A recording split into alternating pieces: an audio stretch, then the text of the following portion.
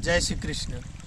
बहुत ही विचारणीय है एक पुत्र की चिट्ठी अपने पिताजी के नाम। पुत्र अमेरिका में जॉब करता है।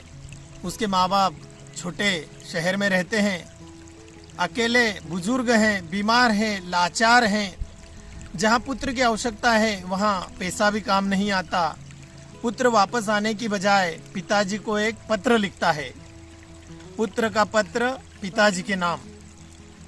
वो लिखता है, पूज्य पिताजी, आपके आशीर्वाद से, आपकी भावनाओं इच्छाओं के अनुरूप मैं अमेरिका में व्यस्त हूँ। यहाँ पैसा है, बंगला है, साधन सुविधा सब है। नहीं है तो केवल समय। आपसे मिलने का बहुत मन करता है। चाहता हूँ आपके पास बैठकर बातें करता रहूं। आपके दुख दर्द को बांटना चाहता हूं, परंतु क्षेत्र की मजबूरी है, बच्चों की के अध्ययन की भी मजबूरी है, कार्यालय का काम भी बहुत जरूरी है। क्या करूं, कैसे बताऊं? मैं चाहकर भी स्वर्ग जैसी जन्मभूमि और देवतुल्य माँ बाप के पास नहीं आ सकता। पिताजी, मेरे पास अनेक संदेश आते हैं। माता पिता जीवन भर मन के कष्ट सहकर भी बच्चों को उच्च शिक्षा दिलवाते हैं और बच्चे माँ बाप को छोड़कर विदेश चले जाते हैं। पुत्र संवेदनशील होकर माता पिता के किसी काम नहीं आते हैं। पर पिताजी, मैं कहाँ बचपन से जानता था कि इंजीनियरिंग क्या होती है। मुझे क्या पता था कि पैसे की कीमत क्या होती है। मुझे कहाँ पता था कि अमेरिका कहाँ है। योग्यता, नाम, पेशा, सुविधा और अमेरिका तो बस आपकी गोद में ही बैठकर मैं समझा था। आपने ही मंदिर न भेजकर केवल कॉन्वेंट स्कूल भेजा। खेल के मैदान में नहीं, सिर्फ कोचिंग भेजा। कभी आस पड़ोस के बच्चों से दोस्ती नहीं करने दी।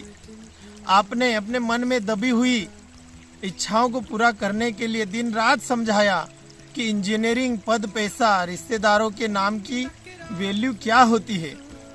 माँ ने भी दूध पिलाते हुए हमेशा दोहराया कि मेरा राजा बेटा बड़ा होगा और एक बड़ा आदमी बनेगा, खूब उन्नति करेगा, बंगला गाड़ी बनाएगा, हवा में उड़ेगा। कहा था ना, मेरा लौकिक उन्नति के लिए न जाने कितने मंदिरों में घी के दीपक जलाए थे। मेरे पूज्य पिताजी, मैं आपसे बस इतना पूछना चाहता हूँ कि संवेदन शून्य मेरा जीवन आपने ही बनाया हुआ है। मैं आपकी सेवा नहीं कर पा रहा हूँ। मैं चाहकर भी पुत्र धर्म नहीं निभा पा रहा हूँ। क्या इन परिस्थितियों का सारा दोष सिर्फ मेरा ही है? आपका पुत्र इतना कहकर वह पत्र लिखता है। अब यह फैसला आपको करना है।